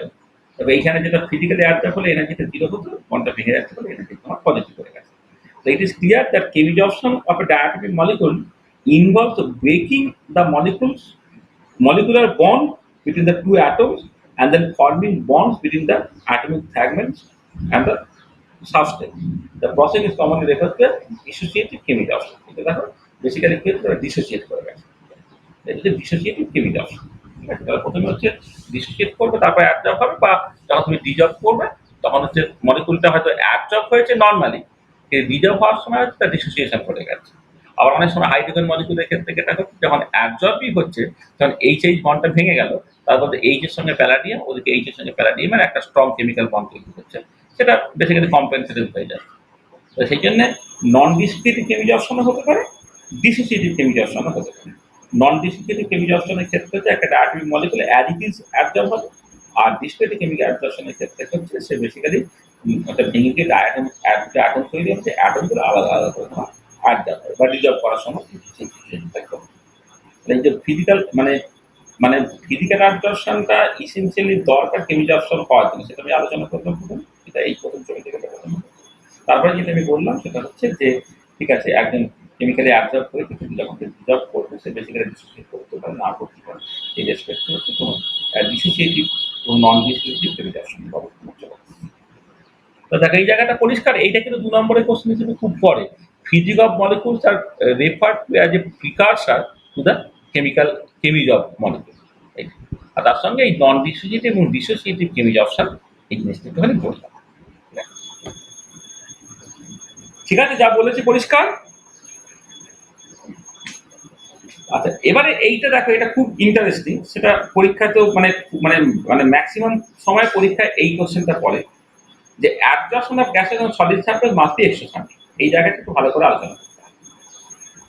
দেখো মূলত যখন গ্যাসের অ্যাবজর্পশন সলিড সারফেস তুমি করছো, যদি নন ডিসোসিয়েটিভ অ্যাবজর্পশন হয়, অর্থাৎ মানে একটা মলিকুল ডিসোসিয়েট করে গেছে এরকম যদি সিচুয়েশন হয়, তাহলে গ্যাস থেকে মলিকুলটা র্যান্ডম চাওয়াটিক হয়ে ঘুরে বেড়াতে পারছিল, অ্যাবজর্ব হয়ে যাওয়ার পরে তার ডিগ্রি অফ ফ্রিডম কমে গেল বা নড়াচড়াটা বন্ধ হয়ে গেল, তখন সার্টেনলি তার এন্ট্রপিটা কমে যাবে, ডিজঅর্ডারনেস বা র্যান্ডমনেসটা কমে যাবে, সে আরো অর্ডার হচ্ছে, সেখানে ডেল্টা ইজ লেস দ্যান 0, অর্থাৎ অ্যাবজর্পশন প্রসেসটা এন্ট্রপিক্যালি আনপ্রোডাক্টিভ। আচ্ছা, কিন্তু অ্যাবজর্পশন প্রসেসটা কিন্তু স্পন্টেনিয়াস, তাহলে delta G equals to delta H minus T delta S. তাহলে দেখো ডেল্টা যদি ইসেলফ তোমার নেগেটিভ হয় তাহলে মাইনাস টি ডেল্টা এস এই এর কন্ট্রিবিউশনটা পজিটিভ, কিন্তু প্রসেসটা স্পন্টেনিয়াস হতে গেলে ডেল্টা যেটা নেগেটিভ হবে সেখানে একমাত্র পাঁচটা রাস্তা হচ্ছে ডেল্টা এইচটা নেগেটিভ হবে, এবং শুধু তাই না ডেল্টা এইচ এর ম্যাগনিটিউডটা টি ডেল্টা এস থেকে হচ্ছে তোমার বেশি হতে হবে। ঠিক আছে, তাহলে এই যে তোমার ডেল্টা এইচ এর নেগেটিভ হলে মানে প্রসেসটা হয়ে গেলে তোমার এক্সোথার্মিক। তাহলে দেখো, তাহলে স্পন্টেনিয়াস অ্যাবজর্পশন যখন হচ্ছে তখন ডেল্টা যেটা নেগেটিভ হতে হবে, আর পার্টিকুলার ফিজিক্যাল অ্যাডজাস্টনের ক্ষেত্রে যখন কোনো ডিসোসিয়েশন হচ্ছে না, ফিজিক্যাল অ্যাডজাস্টন কেমিক্যাল দুটোই হতে পারে, কিন্তু মূলত যেখানে ডিসোসিয়েশন হচ্ছে না সেক্ষেত্রে ডেল্টা এসটা সবসময় কম হবে, অর্থাৎ adsorption of gases on solid surface entropically unfavourable process. Total ব্যাপারটা থার্মোডাইনামিক্যালি ফেভারেবল হতে গেলে ডেল্টা এসটা নেগেটিভ হতে হবে, প্রসেসটা তোমার এন্ডোথার্মিক হতে হবে, এক্সোথার্মিক হতে হবে, প্রসেসটা এক্সোথার্মিক হতে হবে। ঠিক আছে, তাহলে এটা বুঝতে পারা গেল, এটা 2 নম্বরের কোশ্চেন হিসেবে পড়ে। আচ্ছা, এবারে কথাটা হচ্ছে যে the surface of the absorbent, আচ্ছা এটা বলে নিয়েছি, the surface of the absorbent molecule attracts and approaches the adsorbent molecule either via weak van der Waals forces in case of physisorption or stronger chemical interaction with chemisorption. In either cases, the energy of the system will be minimized and the system is getting stabilized. Thus, one would say that absorption will be exothermic in nature. This statement is strictly correct in case of physical absorption. এটা তো বললাম যে কেন তোমার প্রসেসটা exothermic হচ্ছে, যে একটা বন্ড টাইপের তৈরি হচ্ছে না, বন্ড তৈরি হয়ে গেলে তো স্টেবিলিটি পাবে, স্টেবিলিটি হয়ে গেলে কিন্তু এনার্জি রিলিজ করবে, সেই সেটা এক্সোথার্মিক হতে হবে, সেটা কেমিক্যাল বন্ড তৈরি হতে পারে, ফিজিক্যাল অ্যাট্রাকশন তোমার হতে পারে। তাহলে যদি তোমার নর্মাল কোশ্চেন্স পড়ে যে absorption of gases on solid surface must be exothermic, তুমি তার মতো করে তার উত্তর দিলে, যেটা এই স্লাইডের মতো তার উত্তরটা পরিষ্কারভাবে লেখা আছে। আচ্ছা, এবারে এই কোশ্চেনটাও করেছে যে dissociative absorption of hydrogen in palladium surface is endothermic. Usually গ্যাসের absorption of solid surface exothermic হয়, কিন্তু dissociative absorption of hydrogen in palladium সেটা হচ্ছে এন্ডোথার্মিক। এটা কেন? আসলে যেটা হচ্ছে যখন হাইড্রোজেন প্যালাডিয়ামে অ্যাডজর্ব হচ্ছে তখন হাইড্রোজেন যে বন্ড এটা ভেঙে গিয়ে প্যালাডিয়ামের সাথে হাইড্রোজেন আর একটা প্যালাডিয়ামের সাথে হাইড্রোজেন এই বন্ডটা তৈরি হচ্ছে এবং সেটা তোমার কেমিক্যাল বন্ড দিয়ে তৈরি হচ্ছে মানে কেমিক্যাল অপশন। আর এবারে যেহেতু তোমার এই দেখো H2 এই বন্ডটা যদি ভেঙে গেল, ভেঙে যাওয়ার জন্য স্পিসিসের সংখ্যা বেড়ে গেল, তখন এই পার্টিকুলার প্রসেসে কিন্তু এন্ট্রপিটা অ্যাকচুয়ালি বেড়ে গেছে, যেটা ইউজুয়ালি এন্ট্রপিক্যালি আনফেভারেবল হয়, এই পার্টিকুলার কেসে এটা এন্ট্রপিক্যালি ফেভারেবল হয়। আর অ্যাট দ্য সেম টাইম কি হচ্ছে, যেটা হচ্ছে তোমার এই যে এইচএইচ বন্ডটা বেশ শক্ত, এইচএইচ বন্ডটা পর্যন্ত শক্ত বলে সেটা ডিসোসিয়েট করতে কিন্তু তোমাকে অনেক বেশি এনার্জি দিতে হচ্ছে দেন এই যে এনার্জি তোমার রিলিজড হবে হাইড্রোজেনের সঙ্গে প্যালাডিয়াম বা একটা হাইড্রোজেন অ্যাটমের সঙ্গে প্যালাডিয়ামের বন্ডিংয়ের রেসপেক্ট। তাহলে এনার্জি দিতে হচ্ছে তোমাকে বেশি এইচএইচ বন্ডটা ভাঙার জন্য, তারপরে এনার্জি রিলিজ হবে অনেক কম, সেখানে প্রসেসটা হচ্ছে তোমার এন্ডোথার্মিক হয়ে যায়। তাহলে প্রসেসটা এন্ডোথার্মিক হওয়ার পরেও প্রসেসটা ঘটছে কেন? কারণ এখন এন্ট্রপিটা আর নেগেটিভ না, এন্ট্রপিটা একটু পর পজিটিভ, কারণ ডিসোসিয়েট স্পিডের সংখ্যাটা বেড়ে গেছে। ঠিক আছে? For dissociated adjunct of hydrogen molecule in palladium surface, overall entropy terms for the reaction is positive. When hydrogen molecule dissociate and the separated atoms are attached to the palladium surface, then delta is greater than 0, and hence it is an endothermic process. If delta is less than T delta, then delta is equal to delta delta is equal to negative. Delta is equal to delta is minus T delta S will be negative, and the process will be shrunk. তাহলে বুঝতে পারলে যে usually গ্যাসের absorption of solid surface কেন exothermic, আর dissociative absorption of hydrogen and palladium surface কেন endothermic. এটা পরিষ্কার হয়েছে? ঠিক আছে, বুঝেছো? হ্যালো, কোনটা বলো তো?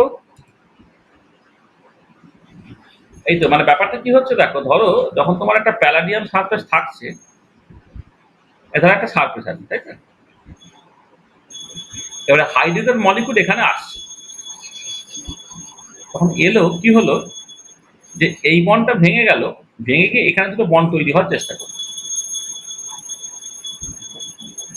এইচ এই একটা বন্ড তৈরি হলো, এই একটা বন্ড তৈরি, তাহলে এই যে প্রসেসটা, এই যে দেখো তুমি মানে এই যে বন্ডটা ভাঙলো, হ্যাঁ, ভাঙার জন্য তোমার পিসিকের সংখ্যা দেখো এখন বেসিক্যালি বেড়ে যাচ্ছে, মানে র্যান্ডামনেসটা বেড়ে যাচ্ছে, এখানে এন্ট্রপিটা বেড়ে যাচ্ছে। এবারে এই ডিসোসিয়েটিভ অ্যাডজাস্ট মানে এই বন্ডটা ভাঙতে হচ্ছে, তার জন্য তোমাকে একটা এনার্জি দিতে হলো, আর তার বদলে যদি প্যালাডিয়াম হাইড্রোজেন একটা বন্ড তোমার তৈরি হচ্ছে, তার জন্য এনার্জি রিলিজ হচ্ছে। হাইড্রোজেনের সঙ্গে প্যালাডিয়ামের বন্ডিং এর ক্ষেত্রে যে এনার্জিটা রিলিজ হয় সেটা অনেক কম হচ্ছে দেন এইচএইচ বন্ডটা ভাঙার জন্য যে এনার্জিটা লাগছে তার তুলনায়, তাহলে এনার্জি লাগছে বেশি, তবে লাভ হচ্ছে কম। তাহলে কি হবে? তাহলে যেটা হবে প্রসেসটা এন্ডোথার্মিক হয়ে যাবে। ঠিক আছে? এবার কথাটা হচ্ছে যে যেহেতু ডেল্টা জিটা delta H minus P delta S, তো ডেল্টা এইচটা পজিটিভ, কিন্তু ডেল্টা জিটা তোমার নেগেটিভ হতে হবে কন্টিনিউয়াস অ্যাবজর্পশন হওয়ার জন্য। একমাত্র বাঁচার রাস্তা কি? ডেল্টা এসটা গ্রেটার দেন জিরো হতে হবে, সরি, ডেল্টা এসটা লেস দেন জিরো হতে হবে। না আমি কি বলছি, সরি সরি সরি ডেল্টা এসটা গ্রেটার দেন জিরো হতে হবে, ডেল্টা এসটা গ্রেটার দেন জিরো হতে হবে। ডেল্টা এইচটা নেগেটিভ পজিটিভ হয়ে গেল, ডেল্টা যেটা আমি নেগেটিভ করবো কি করে? তাহলে এই ওভারঅল জিনিসটা নেগেটিভ হতে হবে, মাইনাস টি ডেল্টা নেগেটিভ হতে হবে, মাইনাস টি ডেল্টা নেগেটিভ হবে যখন ডেল্টা এসটা অ্যাকচুয়ালি তোমার গ্রেটার দেন জিরো। তাহলে এই প্রসেসটা এন্ট্রপিক্যালি ফেভারেবল, এনার্জেটিক্যালি আনফেভারেবল, ওভারঅল প্রসেসটা হচ্ছে কন্টিনিউয়াস। বুঝতে পেরেছো?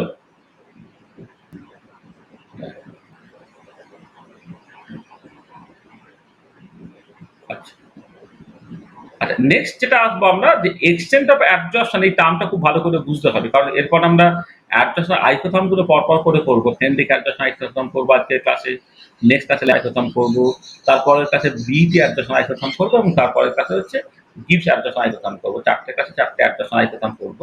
সেক্ষেত্রে এক্সটেন্ট অফ অ্যাবজর্পশন এই টার্মটা কিন্তু খুব একটা ইম্পর্টেন্ট টার্ম, সেটার মানেটা তোমাকে বুঝে নিতে হবে। তাহলে extent of absorption জিনিসটা কি? Extent of absorption is defined as the mass of absorbed per unit mass of absorbent, মানে একক মাসের যে সলিড সারফেস তাতে কত মাসের গ্যাস অ্যাকচুয়ালি অ্যাবজর্ব হবে। The extent of absorption is defined as the mass of absorbed per unit mass of adsorbent. If X is the mass of adsorbent which is absorbed in m mass of a adsorbent of an adsorbent হবে, then extent of absorption is defined as phi equal to x by m. Extra হচ্ছে কতটা মানে গ্রামে আর কি বা ওজনে কতটা মাসের গ্যাস অ্যাবজর্ব হয়েছে বা অ্যাবজর্ব হয়েছে, আর এমটা হচ্ছে তোমার অ্যাবজর্বেন্ট তুমি কতটা নিয়েছে আর কি। এবং এটা সাডেনলি একটা ইউনিটলেস নাম্বার, ঠিক আছে, এক্সটেন্ট অফ অ্যাবজর্পশন। আচ্ছা বলছি এক্সটেন্ট অফ অ্যাবজর্পশন মূলত তিনটে জিনিসের উপরে ডিপেন্ড করে। কিসের উপরে? প্রথম কথা হচ্ছে the nature of absorbent and absorbent. দেখো যে কোনো অ্যাবজর্বেন্ট তো যে কোনো অ্যাবজর্বেন্ট মলিকিউলকে অ্যাবজর্ব করতে পারছে না। কেমিজর্শনের ক্ষেত্রে দারুণভাবে ফিজিবিলিটি আছে, ফিজিক্যাল অ্যাবজর্পশনের ক্ষেত্রেও কিন্তু সামান্য করে ফিজিবিলিটি আছে, তবে অতটা স্ট্রিক্ট না। তাহলে হচ্ছে যে physisorption shows more or less no specificity, but chemisorption is highly specific. That is, a particular adsorbent can absorb a particular adsorbent. As for example, hydrogen can be strongly absorbed on nickel surface but not on aluminum surface. Carbon monoxide can be easily absorbed on charcoal whereas it is not absorbed on nickel surface. Easily liquefiable gases have large cohesive forces, have lower boiling point and are more readily absorbed. মানে basically দেখো যে এই যে তুমি যে গ্যাসগুলো সহজে liquefy করা যায় বা যাদের তোমার বয়লিং পয়েন্ট কম, হ্যাঁ যাদের বয়লিং পয়েন্ট বেশি আর কি, হ্যাঁ তাদের ক্ষেত্রে কি হচ্ছে, তাদের ক্ষেত্রে তো একটা বেসিক্যালি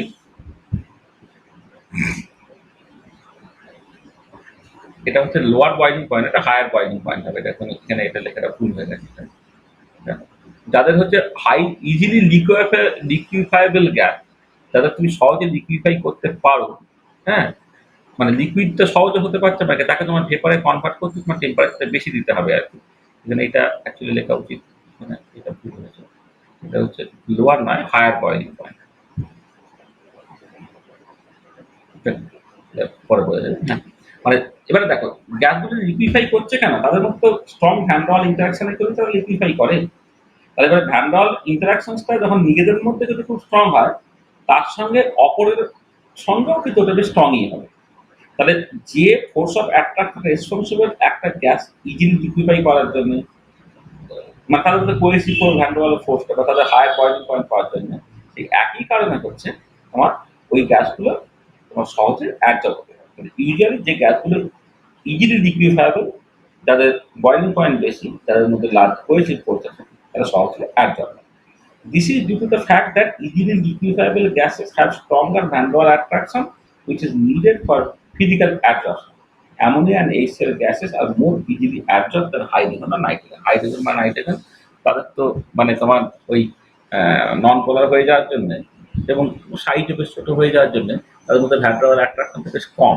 আর অ্যামোনিয়া এবং HCl তারা পোলার এবং সাইজে বড় হওয়ার জন্য dipole induce interaction hydrogen bonding সব তোমার বেশি থাকতে হবে। গ্যাসের ক্ষেত্রে হাইড্রোজেন বন্ডিং সেভাবে হয় না, হ্যাঁ মানে এদের ক্ষেত্রে তুমি এরা এমনই এসে তারা ইজিলি লিকুইফাইবল, তাদের মধ্যে ফোর্স অফ অ্যাট্রাকশন অ্যাট্রাকশনটা বেশ স্ট্রং, মানে ডাইপোল ইন্ডিউস সমস্ত ইন্টারাকশন খুব স্ট্রং।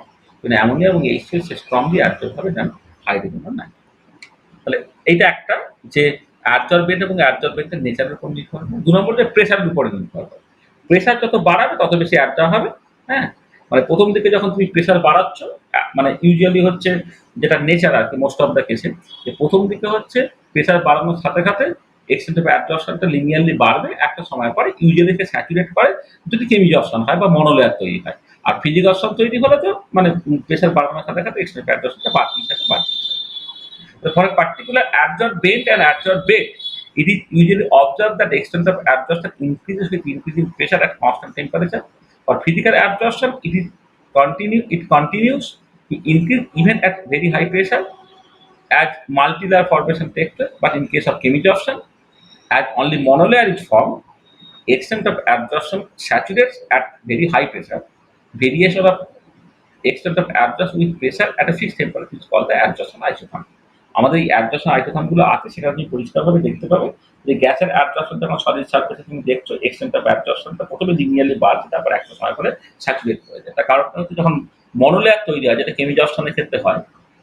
ওই সারফেসটা পুরো কভার হয়ে গেলে আর তো কেউ অ্যাডজাস্ট হতে পারছে না। কিন্তু যখনই সারফেসটা পুরো কভার হয়ে গেল তখন ওটা স্যাচুরেট হয়ে যায়। আর প্রথম দিকে যখন সারফেসটা পুরোটাই ফাঁকা লো প্রেসারে, তখন প্রেসার যখন তুমি আস্তে আস্তে বাড়াচ্ছ, সারফেসে অ্যাক্টিভ সাইডগুলো আস্তে আস্তে আস্তে আস্তে অকুপাইড হচ্ছে, হ্যাঁ, ফিল্ড হচ্ছে।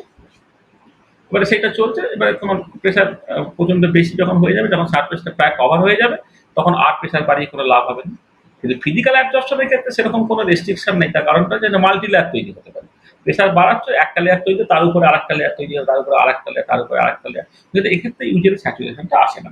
আমি বিভিন্ন টাইপের ৫টা ডিফারেন্ট টাইপের যে অ্যাডজর্পশন আইসোথার্মের যে ছবি পাওয়া যায়, মানে যে variation of extent of adsorption with pressure at fixed temperature, তাকে বলে অ্যাডজর্পশন আইসোথার্ম। তাহলে আমি গ্যাসের অ্যাডজর্পশন সলিড সারফেসে যে ৫টা ডিফিকাল্ট টাইপ পাওয়া যায়, তার মধ্যে একটা পার্টিকুলার টাইপ হয়তো তোমার কেমিজর্শনের মধ্যে পড়ে, কিন্তু বাকিগুলো সব ফিজিকর্শনের মধ্যে পড়ে। সেগুলো আমি বিডি অ্যাডজর্পশন আইসোথার্ম যখন পড়বো তখন ভালো করে আলোচনা করি। আর ল্যাঙ্গুয়েজ অ্যাডজর্পশন আইসোথার্মের মধ্যে নেক্সট ক্লাসে পড়তে হবে, যেখানে কিন্তু মূলত আমি কেমিজর্শনের কথাই বলছি, যেখানে ওই প্রেশার বাড়ানোর সাথে সাথে প্রথমে ওটা বাড়বে, তারপর ওটা স্যাচুরেট করে যাবে। আচ্ছা, থার্ড যে ফ্যাক্টরটা যার উপরে এক্সটেন্ট অফ অ্যাডজর্পশন নির্ভর করে, সেটা তো অলরেডি মেনশন করা হয়েছে, যে সেটা temperature. Absorption being usually entropically unfavorable for a given absorbed rate and absorbent extent of absorption usually decreases with increasing temperature at a given pressure. এটা আমি অলরেডি বলেছি। This is strictly valid for physics, but in case of chemisorption, an activation energy is required. Therefore, increasing temperature, the extent of absorption first increases, then it reaches the maximum value, then decreases. The temperature at which the extent of absorption is maximum is called the optimum temperature. আর কেমিজর্শনের ক্ষেত্রে দেখো, এই activation barrier cross করার জন্য তোমাকে একটা temperature বাড়াতে হচ্ছে। আবার ওভারঅল প্রসেসটা যদি এন্ট্রপিক্যালি আনফেভারেবল, টেম্পারেচার বাড়ালে তোমার যেটা হবে, তোমার ইকুইলিব্রিয়ামটা বাঁদিকে শিফট করে যাবে, অর্থাৎ এক্সেসিভ অ্যাবজর্পশনটা কম হবে। তাহলে অ্যাক্টিভেশন বেরিয়ার ক্রস করার জন্য তোমাকে, যেমন নাইট্রোজেনের ক্ষেত্রে নাইট্রোজেন হাইড্রোজেন মিলে যেমন অ্যামোনিয়া তৈরি হয়, সেক্ষেত্রে একটা অপটিমাম টেম্পারেচার কেন লাগে? কারণ টেম্পারেচার কম হলে অ্যাক্টিভেশন বেরিয়ারটাকে ক্রস করতে পারছে না। আবার প্রসেসটা কিন্তু এক্সোথার্মিক প্রসেস, টেম্পারেচার বেশি হয়ে গেলে ইকুইলিব্রিয়ামটা বাঁদিকে শিফট করে যাচ্ছে। এখানে ঠিক একই রকম সিচুয়েশন। কেমিজর্শনের ক্ষেত্রে অ্যাক্টিভেশন বেরিয়ার ক্রস করার জন্য টেম্পারেচার বাড়াতে হবে। আবার টেম্পারেচার বাড়ালে প্রসেসটা কিন্তু এন্ট্রপিক্যালি আনফেভারেবল, তখন সে আবার ডিজর্পশন, মানে অ্যাবজর্পশনের পরে ডিজর্পশন হয়ে যেতে থাকবে। সেগুলো এক্ষেত্রে একটা অপটিমাম টেম্পারেচার লাগে। তাহলে ফিজিক্যাল অ্যাবজর্পশনের ক্ষেত্রে ইউজুয়ালি টেম্পারেচার বাড়ালে এক্সটেন্ট অফ অ্যাবজর্পশন কমবে, কিন্তু কেমিজর্শনের ক্ষেত্রে একটা অপটিমাম টেম্পারেচার থাকবে। এই তিনটে ফ্যাক্টর, তাদের উপরে এক্সটেন্ট অফ অ্যাবজর্পশন তোমার নির্ভর করে। আচ্ছা, আরেকটা কোশ্চেন 2 নম্বরে খুব পড়ে, সেটা হচ্ছে porous material acts as a very good absorbent. আসলে যেটা হয়, অ্যাবজর্পশন প্রসেসটা কিন্তু সারফেস ফেনোমেনন। একটা মেটেরিয়াল যত পোরাস হবে, সারফেস এরিয়া তত বেশি হবে, সারফেস এরিয়া বেশি হলে এক্সটেন্ট অফ অ্যাবজর্পশন তত বেশি হবে। সেখানে একটা সলিড নিকেল, সে হাইড্রোজেন যত এফিসিয়েন্টলি অ্যাবজর্ব করতে পারে, র্যানি নিকেল বা নিকেলের গুঁড়ো আর কি, সে হাইড্রোজেন অনেক বেটার রেটে অ্যাবজর্ব করতে পারে। তাই অ্যাবজর্পশন কিন্তু সারফেস ফেনোমেনন, সারফেস এরিয়া যত বেশি হবে এক্সটেন্ট অফ অ্যাবজর্পশন তত বেশি হবে। আর সারফেস এরিয়া বের করা মানে পোরাস মেটেরিয়াল নিতে হবে। আচ্ছা, র্যানি নিকেল হচ্ছে ওই তোমার কিভাবে বানাতে হয় এখানে একটুখানি বলে নেওয়া হয়েছে, যে spongy form of nickel made by the action of sodium hydroxide or nickel aluminium alloy. The sodium hydroxide dissolves the aluminium, leaving a highly active form of the nickel with a large surface area. The material is a black pyrophobic powder saturated with hydrogen. It is an extremely efficient catalyst, especially for hydrogenation reaction at room temperature. It was discovered in 1927 by American chemist Murray Rand. মানে basically যেটা বলছি কি, Raney নিকেলটা তুমি বানাবে কি করে? তোমাকে ওই হাতুড়ি দিয়ে ভেঙে ভেঙে ভেঙে ভেঙে গুঁড়ো করে না। লোকে যেটা করে, নিকেল অ্যালুমিনিয়াম অ্যালয় না, সেখানে সোডিয়াম হাইড্রোক্সাইডের মধ্যে চুবিয়ে রাখে। এবারে নিকেল অ্যালুমিনিয়ামের মধ্যে অ্যালুমিনিয়াম পার্টটা সোডিয়াম হাইড্রোক্সাইডের সঙ্গে রিয়াকশন করে তোমার সোডিয়াম অ্যালুমিনেট আর হাইড্রোজেন তৈরি করে। সোডিয়াম অ্যালুমিনেট জলে ধুয়ে নিচ্ছ তুমি, তো সেটা পোড়াস হচ্ছে, আর হাইড্রোজেন গ্যাস যখন বেরোচ্ছে সেটাকে তোমার গুঁড়ো করো। এই যে র্যানি নিকেল, যে এই র্যানি নিকেল, সেটা কিন্তু খুব এফিসিয়েন্ট ফর হাইড্রোজেন অ্যাবজর্পশন, কারণ তার সারফেস এরিয়া হিউজ। তাহলে পোরাস মেটেরিয়াল মানে সারফেস এরিয়া বেশি, সারফেস এরিয়া মানে এক্সটেন্ট অফ অ্যাবজর্পশন বেশি। খুব সিম্পল। এবারে মেন জায়গাটায় এসো, মানে তাহলে আমি বেসিক ডিসকাশন যেগুলো গ্যাসের অ্যাবজর্পশন, এমনি জেনারেলি অ্যাবজর্পশন জর্শন ইত্যাদি নিয়ে, আর গ্যাসের অ্যাবজর্পশন সলিড সারফেস, সেই সংক্রান্ত বেসিক ডিসকাশনগুলো আমাদের হয়ে গেল। তারপর আমি ৩ টে ক্লাসে এটা করব। মানে আজকে একটা ছোট জিনিস বলবো, যেখানে ফ্রেন্ডলি অ্যাডজাস্টন আইসোথর্মটাকে বলা হবে।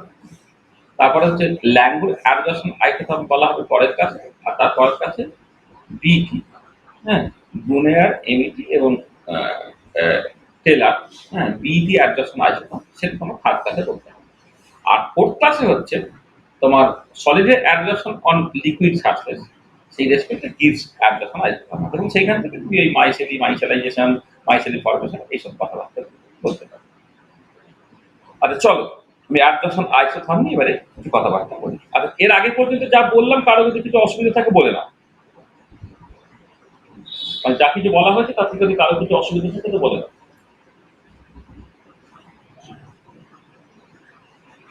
ঠিক আছে?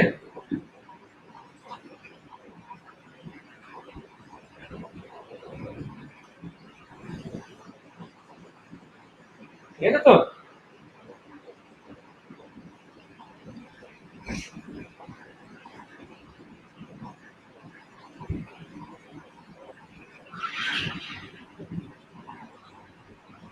আচ্ছা চলো, তাহলে আমরা শুরু করি আজকে। We have already seen that for a particular absorbent and adsorbate, the extent of absorption increases with increase in applied pressure or concentration of the absorbate. If for a given system the variation of amount of absorption, the extent of absorption is studied as a function of pressure or concentration, keeping temperature as constant, then the resulting relationship is called the absorption isotherm. The absorption isotherm কাকে বলে? Constant temperature তুমি extent of অ্যাবজর্পশনে variation দেখছো as a function of pressure or concentration. There are different kind of absorption isotherms. In case of absorption of gases on solid surface, three different kind of absorption isotherms are very common. একটা হচ্ছে friendly adsorption আইসোথর্ম, ২ নম্বর হচ্ছে langur adsorption আইসোথর্ম, আর ৩ নম্বর হচ্ছে BET adsorption isotherm. For adsorption of solid on liquid surface, the most common adsorption isotherm is the Gibbs adsorption isotherm. তার মানে তোমরা ৪টে হলো langur adsorption আইসোথর্ম, sorry তার আগে Freundlich adsorption isotherm, secondly Langmuir adsorption isotherm, thirdly BET adsorption isotherm, এবং fourthly হচ্ছে Gibbs অ্যাডজাস্টন আইসোথর্ম। এই ৪টে কিন্তু তোমাদের দেখতে হবে। তাহলে আমরা শুরুতে শুধুমাত্র ফ্রেন্ডলি অ্যাডজাস্টন আইসোথর্মটাকে দেখে নিচ্ছি। আচ্ছা, ফ্রেন্ডলি অ্যাডজাস্টন আইসোথর্ম যেটা বলে যে extent of adsorption x by n, এটা K into P by P zero or হচ্ছে 1 বাই এন, যেখানে কে এবং এন হচ্ছে দুটো প্যারামিটার। কেটা সার্টেনলি তোমার টেম্পারেচার, নেচার অফ দ্য অ্যাবজর্বেট এবং অ্যাবজর্বেন্ট তার উপরে ডিপেন্ড করে। আর এই 1 বাই এন যেটা আছে সেই এনটার ব্যাপার হচ্ছে যে এনটা হচ্ছে তোমার যখন প্রেশার খুব কম হয় এনটা 1 হয়, আর প্রেশার যদি খুব বেশি হয়ে যায় এনটা তোমার টেন্ড টু ইনফিনিটির দিকে যায়। অর্থাৎ যখন K equal to P by P zero whole to the power 1 by n তুমি বলছো, তখন কিন্তু এই এনটা অ্যাকচুয়ালি কি তোমাকে বুঝে নিতে হবে। এনটার ভ্যালুটা ইউজুয়ালি 1 হবে যখন প্রেশারটা খুব কম, আর এনটা হচ্ছে তোমার টেন্ড টু ইনফিনিটি হবে। মানে মানে বেসিক্যালি এনটা একের কম কখনো হচ্ছে, এনটা অলওয়েজ গ্রেটার ইকুয়াল টু 1 হচ্ছে। জাস্ট এক্সাক্ট 1টা হচ্ছে যখন তোমার প্রেশারটা খুব লো, আর এনটা আস্তে আস্তে আস্তে একের থেকে বেশি হয়ে যাবে যদি তোমার ওটা প্রেশারটা খুব হাই হয়। তার মানে পরিষ্কার বুঝতে পারছো, যদি এনটা লো প্রেশারে 1 হয় তাহলে X by M versus P by P zero যদি প্লট করো, আচ্ছা পি জিরো হচ্ছে স্ট্যান্ডার্ড প্রেশার থেকে ইউনিটলেস করার জন্য আর কিছু, অনেকে just simply K P to the power 1 by N লেখে, কিন্তু যেহেতু এই সামথিং এর পাওয়ার যখন যুক্তি এখানে কোনো ইউনিট থাকা চলবে না, এক্স বাই এম এর কোনো ইউনিট নেই, সেখানে এখানে পি জিরোটাকে স্ট্যান্ডার্ড প্রেশার দিয়ে ভাগ করছে। আর তাহলে এই এক্সপেরিমেন্টাল প্রেশার যদি বারে হয় তাহলে পি জিরো কিন্তু 1 বার, বা পিটা যদি মিলিমিটার এইচ দিতে হয় তাহলে পি জিরোটা হচ্ছে 1 মিলিমিটার এইচ, এরকম। আচ্ছা দেখো, তাহলে লো প্রেশারে যখন এনটা হচ্ছে তোমার টেন্স টু 1 হয়ে গেল, তখন এক্স বাই এমটা পি এর সঙ্গে প্রপোর্শনাল, অর্থাৎ এক্স বাই এম পাশে পি প্লট করলে একটা লিনিয়ার পাশে অরিজিন হবে। আর যখন প্রেশারটা বেশ বেশি হয়ে গেল, এনটা টেন্স টু ইনফিনিটি হয়ে গেল, তাহলে এনটা টেন্স টু ইনফিনিটি হয়ে গেল, 1 বাই এনটা টেন্স টু 0 হয়ে গেল, এক্স বাই এমটা হয়েছে পি বাই পি জিরো, তার পাওয়ার হচ্ছে তোমার 0, অর্থাৎ ওটা কনস্ট্যান্ট হয়ে গেছে, ইন্ডিপেন্ডেন্ট অফ প্রেশার থেকে, এবং সেটা তার ছবিতে পরিষ্কার। দেখো এদিকে এক্স বাই এম প্লট করা হচ্ছে, এদিকে পি প্লট করা হচ্ছে। শুরুর দিকে যখন প্রেশারটা কম তখন এক্স বাই এমটা দেখো পি এর সঙ্গে প্রপোর্শনাল, এবার পরে থাকে এক্স বাই এমটা পি মানে কেপি মানে পি জিরোটা লিখিনি আর কি, KP two the power 1/n হয়ে যায়, এবং একটা সময় পরে যখন এন পি যখন খুব বড় হয়ে যায় তখন স্যাচুরেট করে। আচ্ছা, এবারে যেটা কথা হচ্ছে যে এই যে পার্টিকুলার টাইপের ছবি, সেই ছবিগুলো দেখো লিনিয়ার না, একটা কার্ভেচার আছে, সেগুলো আঁকা খুব অসুবিধা। সেই জন্য আমি যেটা করতে পারি যে এটা তুমি লগ নিয়ে না, X by M equal to K P by P যদি হতে পারে 1/n ছিল, তুমি লগ নিয়ে নাও। তাহলে ln x by M equal to ln K plus 1/n ln p by P zero. এবার ln x by M versus ln p by P zero তুমি plot করো, তাহলে ইন্টারসেপ্ট পাবে ln কে, আর শোধ পাবে তুমি 1/n। এটা log x by M versus log p plot করলে ইন্টারসেপ্ট করে লগ দেয়, শোধ হয়ে যাবে 1/n। আচ্ছা, তাহলে এই ফ্রেন্ডিক অ্যাডজাস্টন আইডিয়াটা ফলো করতে মানে হচ্ছে তোকে log X by M versus log P করতে হবে। ফলে এটা যদি লিনিয়ার হয় তাহলে বুঝতে পারো ফ্রেন্ডিক অ্যাডজাস্টন আইডিয়া করে কাজ করবে। এবারে এই ফ্রেন্ডিক অ্যাডজাস্টন আইডিয়াটা যেমন একটা গ্যাসের অ্যাডজাস্টন সলিড ছাড়বে তার জন্য যেমন valid, at the same time ধরো কোনো একটা সলিউশন আছে, কোনো একটা পার্টিকুলার ফিজিক্যাল সলিউশন আছে, হ্যাঁ, তার ক্ষেত্রে তোমার এটা ভ্যালিড। যেমন ধরো ফর এক্সাম্পল অ্যাসিটিক অ্যাসিডের তুমি একটা সলিউশন নিলে, অ্যাকোয়াস সলিউশন, সেখানে তুমি চারকোল ব্যবহার করছো। তো চারকোলটা হচ্ছে সলিড, সে কিন্তু অ্যাসিটিক অ্যাসিডের সলিউশন থেকে জাস্ট অ্যাসিটিক অ্যাসিড থেকে অ্যাবজর্ব করে নিতে পারে। তো তার জন্য যেটা হবে যে অ্যাসিটিক অ্যাসিডের সলিউশনের কনসেন্ট্রেশনটা গ্র্যাজুয়ালি কমবে। এমনিতে কি হয়, একটা গ্যাস যখন সলিডে অ্যাবজর্ব হচ্ছে তখন মানে যখন যত বেশি অ্যাবজর্ব হচ্ছে প্রেশারটা গ্র্যাজুয়ালি কমছে। এবারে একটা সলিডে তোমার কোনো একটা সলিউশন থেকে অ্যাবজর্ব হতে পারে, এবং সেটা ওই একই রকমের ইকুয়েশন ওবে করে যে x by M equal to K C by C যদি whole to the power 1/n, যেখানে সিটা হচ্ছে কনসেন্ট্রেশন অফ দ্য সলিউশন, আর লগ নিয়ে নিলে ln x by M equal to ln K plus 1/n ln c by c। এবারে ln x by M versus ln c by c যদি তুমি plot করো, এই প্লট করতে একই রকমের তুমি ছবিতে পাবে। এবং আমাদের প্র্যাকটিক্যাল একটা করতে হয়, যেটা হচ্ছে অ্যাসিটিক অ্যাসিডের অ্যাডজস্টন চারকোল, হ্যাঁ, সেটা ঠিক এই ফ্রেন্ডলি অ্যাডজস্টনের মতো করে হয়, যে তুমি অ্যাসিটিক অ্যাসিডের তুমি অ্যাকচুয়ালি সলিউশন দেবে অফ নোন কনসেন্ট্রেশন, সেখানে একটা ফিক্সড অ্যামাউন্টের ধরো চারকোল ব্লক তুমি দিচ্ছ, সে বেসিক্যালি অ্যাডজর্ব করে দিচ্ছে, মানে অ্যাডজর্ব করে নেওয়ার পরে মানে প্রথমে কনসেন্ট্রেশন মেপেছিলে, অ্যাসিটিক অ্যাসিডটা কিছুটা অ্যাডজর্ব হয়ে যাওয়ার পরে ছেঁকে নিয়ে তার কনসেন্ট্রেশনটা মাপলো, কনসেন্ট্রেশন ডিফারেন্স অ্যাকচুয়ালি কতটা কনসেন্ট্রেশন লস হবে সেখান থেকে তুমি জাস্ট কতখানি অ্যাডজর্ব হয়েছে পেয়ে যাবে। তারপরে লগ মানে X by M versus log C by C যদি প্লট করে, সেখান থেকে তুমি স্ট্রেট লাইন পাবে, এখানে ইন্টারসেপ্ট এলএন কে দিয়ে দেবে। ঠিক আছে? তো দেখো, এবারে এই যে ফ্রেন্ডলি অ্যাডজাস্টটা করছো, সেইটা তোমার একটা এম্পেরিক্যাল ইকুয়েশন, কোনো ডেরিভেশন নেই। 1906 সালে ফ্রেন্ডলি এই এম্পিরিক্যাল ইকুয়েশন দিয়েছিল উইদাউট এনি ডেরিভেশন। ঠিক আছে? ও এটা তার ডিসঅ্যাডভান্টেজের মধ্যে পড়ে, যে Freundlich adsorption isotherm can explain the experimental adsorption isotherm correctly when pressure or concentration is low. Low প্রেশারই করতে পারে, but at high pressure or concentration it fails. ঠিক আছে? এটা অনেকের ক্ষেত্রে এটা পরিষ্কার, ল্যাঙ্গুয়েজের ক্ষেত্রে যদি একই রকমের সিচুয়েশন, লো প্রেশারে ঠিক ঠিক রেজাল্ট দেয়, এক্সপেরিমেন্টাল রেজাল্ট থিওরিটিক্যাল রেজাল্ট মিলে, কিন্তু হাই প্রেশার একটা ফেল করে। It is an approximate adjustment isotope and cannot be regarded as an equation of general applicability. এবং এই যে ইকুয়েশনটা তুমি ব্যবহার করতে পারি, যে এটা জাস্ট দু চারটে ক্ষেত্রে হয়তো ভ্যালিড হয়, সব ক্ষেত্রে ইউনিভার্সিটি ভ্যালিড হবে সেরকম না।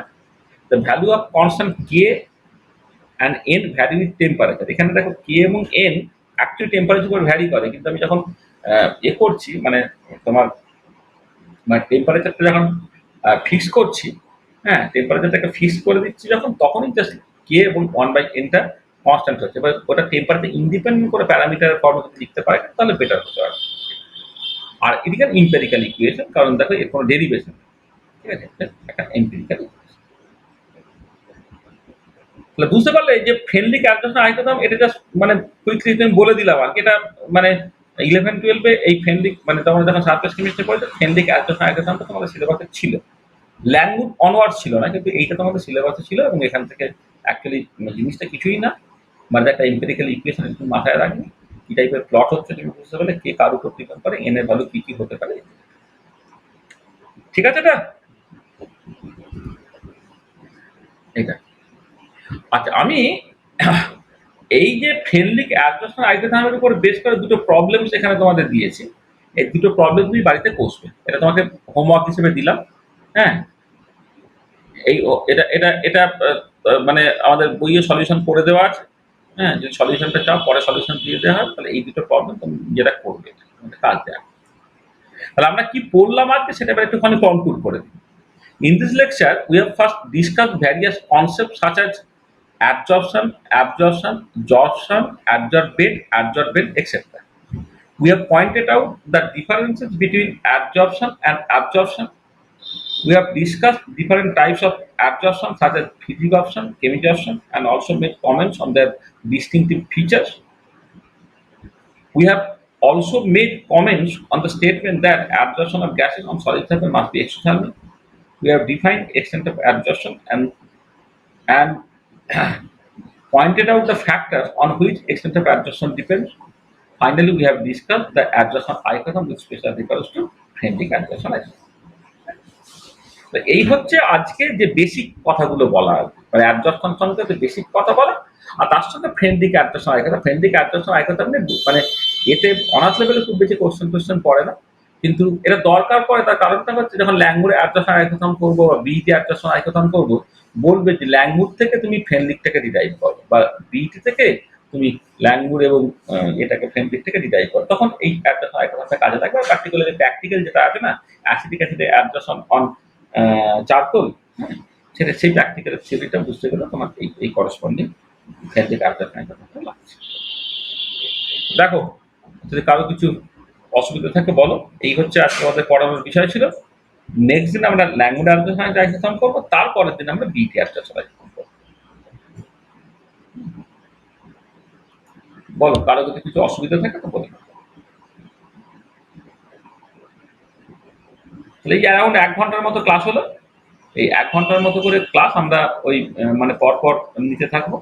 হ্যাঁ, মানে কখনো কখনো শুধু সকালে, কখনো কখনো সকাল সন্ধ্যে। এগুলো পিপিটি দিয়ে লেকচার হচ্ছে 2 ঘন্টার লেকচার তুমি কনসেন্ট্রেট করতে পারবে। নাহলে আগে যেটা করতাম, একই দিনে দুটো লেকচার কম্বাইন করে বলে দিতাম, তাতে ফলো করতে অসুবিধা হয়। বরং দুবেলায় দুটো নেবো বা দুটো সময় দুটো নেবো, ঠিক আছে। আজকে যেমন একটাই নিলাম, আজকে আর সময় হবে না, দুটো ফেরার ব্যাপার আছে। তাহলে কালকে দেখা গেল হয়তো দুবেলায় আমি দুটো নিয়ে নিলাম। হ্যাঁ, তাহলে এইরকম করে আমরা খুব কুইকলি কয়েকটা ক্লাস নিয়ে তোমার এই কথাটা কমা।